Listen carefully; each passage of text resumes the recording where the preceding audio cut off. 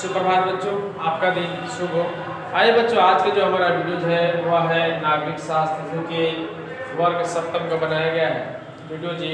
और अध्याय तीसरा है राज्य शासन कैसे काम करता है, विधायक कौन होता है। आज का मेरा टॉपिक है विधायक कौन होता है।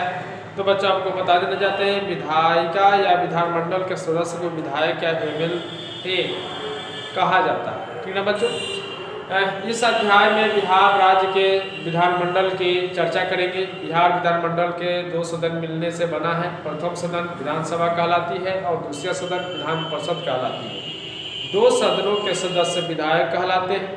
विधानसभा सदस्य को MLA और विधान परिषद के सदस्य को MLC कहा जाता है। बच्चों आप लोग ध्यान से सुनेंगे मेरे बातों को।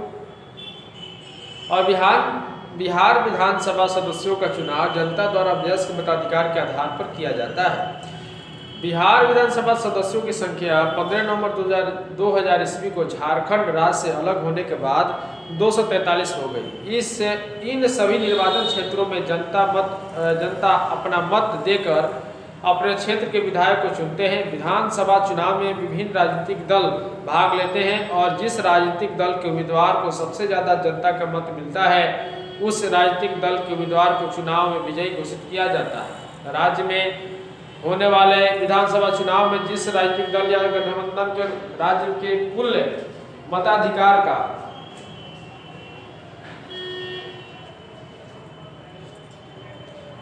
मताधिकार का प्रयोग विधानसभा सदस्यों की संख्या के आधे से अधिक विधायक चुने जाते हैं, उस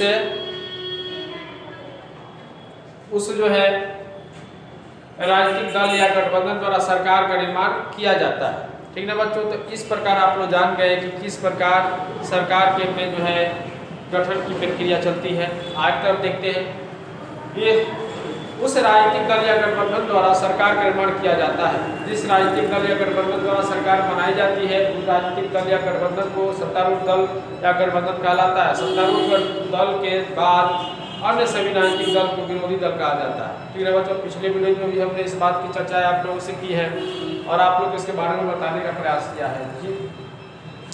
जिस पार्टी की सरकार बनती है वो सत्तारूढ़ दल कहलाता है और जो पार्टी सरकार नहीं बना पाती है लेकिन वो बहुमत में होती है तो वह विपक्षी पार्टी कहलाती है और सरकार की विपक्ष की सीट पर बैठती है।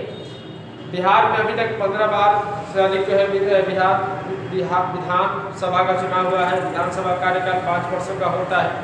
इस बात को भी आप लोग नोटिस करेंगे बच्चों की विधानसभा का कार्यकाल 5 वर्षों का ही होता है। ठीक ना, 5 वर्षों के बाद पुनः मतदान कराई जाती है और पुनः यह कार्यकाल 5 वर्षों के लिए अग्रसित हो जाती है। लेकिन उस समय की अब रहा सवाल कि जो सरकार सत्तारूढ़ होती है वही अगले साल 5 वर्षों के लिए आगे बढ़ाई जाती है। ठीक ना बच्चों, तो आम चुनाव तो कराए जाते हैं, भी पता है। आम चुनाव में जनता विगत 5 वर्षों में सरकार द्वारा किए गए कार्यों की समीक्षा करती है और अगर कार्यों में असंतुष्ट होने की स्थिति में उन्हें हटाकर योग्य प्रतिनिधि का चयन करती है जो इस कल्याण के लिए कार्य कर सके। आम चुनाव वह होता है जो राज्य के सभी निर्वाचन क्षेत्रों में एक साथ चुनाव कराया जाता है। ठीक ना बच्चों, तो आपने इस बात को जान गए। अब आते हैं शासन की कार्यवाही कार्य प्रणाली के बारे में थोड़ा सा आप लोग जान जाए, ये भी जानना जरूरी है। जो भी चीज़ आप लोग बता रहे हैं बच्चों इसको आप ध्यान से सुनेंगे और किताब के माध्यम से घर पर इसका अध्ययन करेंगे ताकि आप लोग को मेरे बातों को समझने आसानी से आ जाए, इससे बढ़कर कोई कठिनाइयाँ उत्पन्न ना हो। जिस प्रकार विधानसभा में बहस के दौरान विपक्षी राजनीतिक दल के विधायकों द्वारा सरकार को उनके कमजोरियों की ओर ध्यान आकृष्ट किया जाता है, उसी विधानसभा के बाहर सरकार के खामियों की ओर प्रेस मीडिया द्वारा राज्य के विभिन्न समस्याओं को सरकार का ध्यान आकृष्ट किया जाता है। इस प्रकार प्रेस के माध्यम से जनता की आवाज़ को खास सरकार तक पहुँचाकर उसके समाधान के लिए प्रेरित किया जाता है। इस प्रकार लोकतंत्र में विधायिका, कार्यपालिका और न्यायपालिका के अतिरिक्त प्रेस और चौथा स्तंभ माना जाता है। दूसरी ओर प्रेस सरकार का चलाया गया विभिन्न कार्यक्रमों और योजनाओं को सूचना भी जनता तक पहुंचाती है।